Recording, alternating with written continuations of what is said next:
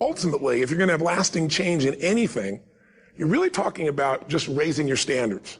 I mean, I always tell people, if you want to know how to change your life, I give it to you in 3 words, boring as it sounds: raise your standards. And what does that mean? Corny as it sounds. Raise your standards. Oh, thank you for the breakthrough thought, Tony. I'm glad I wasted my time watching this little email with you. But think about it. Lasting change is different than a goal. You don't always get your goals, but you always get your standards. Maybe it'll help you is to think about it this way. I try to explain standards to people with a different set of words. Think of it as everybody in life gets their musts. They don't get their shoulds. You can learn all the techniques in the world. If you don't believe in yourself, it won't happen for you. Jot these questions down. Question number 1, what makes life valuable? Interesting philosophical question. What makes life valuable? Human life. Now that we find ourselves on this spinning planet, a chance to live a human life, what would make it valuable? Second question, what makes life worthwhile? Third question, what makes life work well? Good practical question. Now, under work well, we could put, spiritually, socially, personally, economically, physically. There's a lot of different aspects to making life work well. But that'll suffice, because those questions, I think, are very vitally important. What makes life worthwhile? What makes it valuable? What makes it work well? And all the aspects. If your life doesn't work well in some aspects, what would you fix? And I've got some good answers on that. There's usually about a half a dozen things that makes 80% of the difference. That's the formula. You've got to focus on you. And as you convince you, as you sell yourself every day, you will begin to see a difference in the things that you're doing. Selling yourself on your ability to perform a job, to achieve a certain objective. Telling yourself every day, here I go again, and I got what it takes. This is my day, and nothing out here is going to stop me. One thing I've learned in the last, 33 years of working with people from now over 100 countries, 4 million people, is human beings absolutely follow through on who they believe they are. Most people, if they really look at how they're living their life today, it's based on a set of standards, a set of beliefs that they made choices about 10, 20, 30 or more years ago. I mean, very often we made decisions in our youth or very young about what to believe, about what we were capable of, about who we are as a person, and that becomes the glass ceiling, if you will, that controls us. The other thing is, take full responsibility for your life.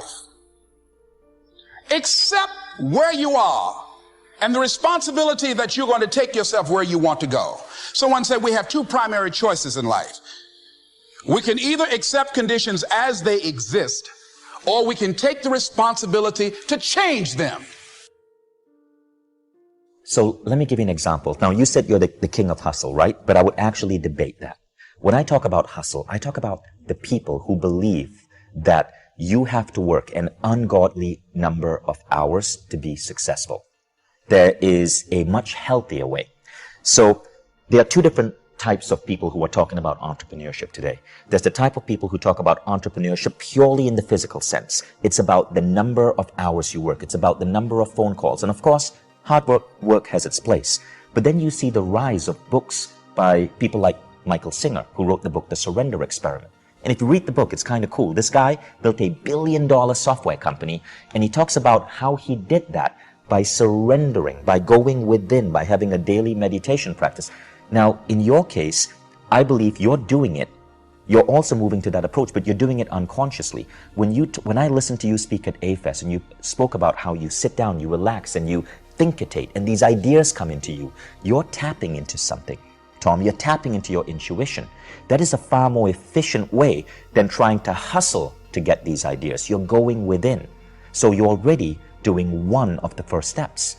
Now, the second part is how can you optimize your rate of going from idea to reality? That's the second part of bending reality. And there are a significant number of tools that you can put into play to help you do that by working on your inner states. For example, one is creative visualization. There are so many studies that show that what you visualize in your mind, you can help accelerate in the world.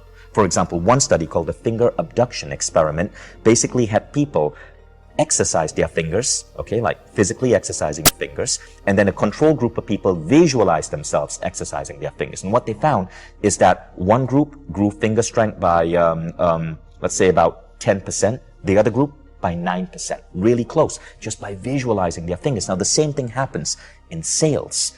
You can actually accelerate your sales closing rate by visualizing the outcome. And we don't really understand how it works, but we know it works.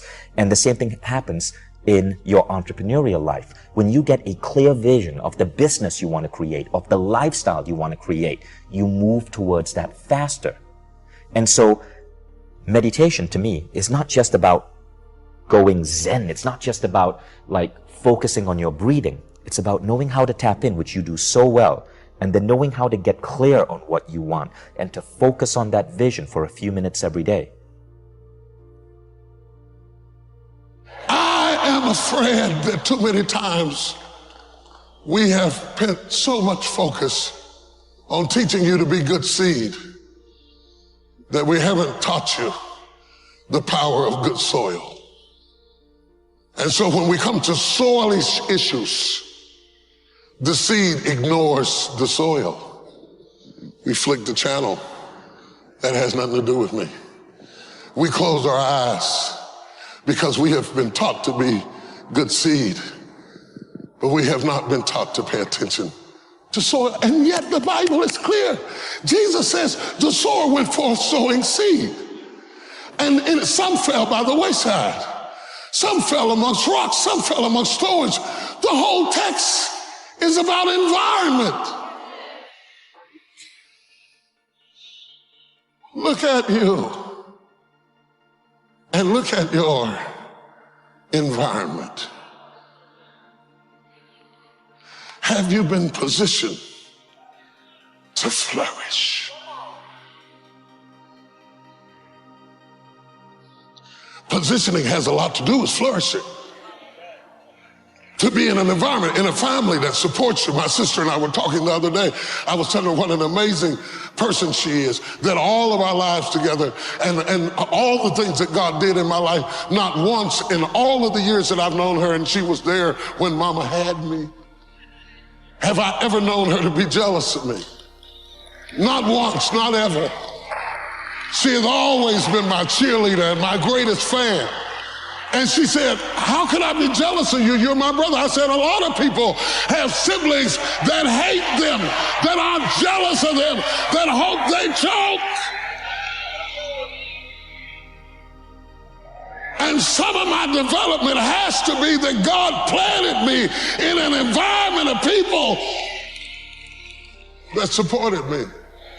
My brother, my sister, my mother, my father, they all supported me. You can have good seed, but if you've been in bad soil,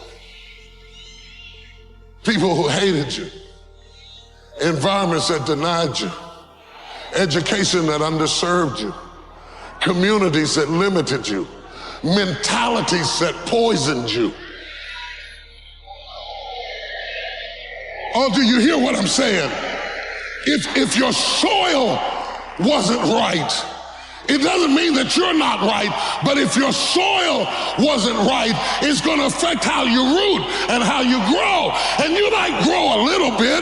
The Bible says you can grow for a while, but then the thorns will choke you out, or the rocks will not have enough soil for your roots to grow. Are you blaming God for something you ought to be blaming the soil for? You cannot take a peach seed and plant it in a teaspoon of dirt and expect it to grow. Though the teaspoon of the dirt is the same size as the peach seed, it will not grow. The seed will only grow when it is planted in something bigger than itself. And I want to know, where are you planted this morning? Are you planted in something bigger than you? Or have you always been planted in teacups, surrounded by little dirt, little resources, small-minded people, narrow, limited places that never let you stretch to reach your capacity? Sometimes you gotta go where the corn is. The best place is actually our podcast. is Kwik Brain, K-W-I-K Brain. That's really my last name. I didn't change it to do what I did. It's my father's name, my grandfather's name. But this is a new venture for us. We publish a couple episodes a week, and it's really, every episode is less than 20 minutes. It's to be able to say that these are brain hacks for busy people who want to learn faster and achieve more. Everything from read a book a week to remember people's names to my top 10 favorite brain foods to how to eliminate or add new habits. That's the best place. People go to kwikbrain.com and they could join a private Facebook group there and post questions for future episodes, and also download free. We give them $100 worth of brain training as a gift. Or any social media. You know I love our social media. Yes. So anything at Jim Kwik on Twitter, Instagram, or Facebook.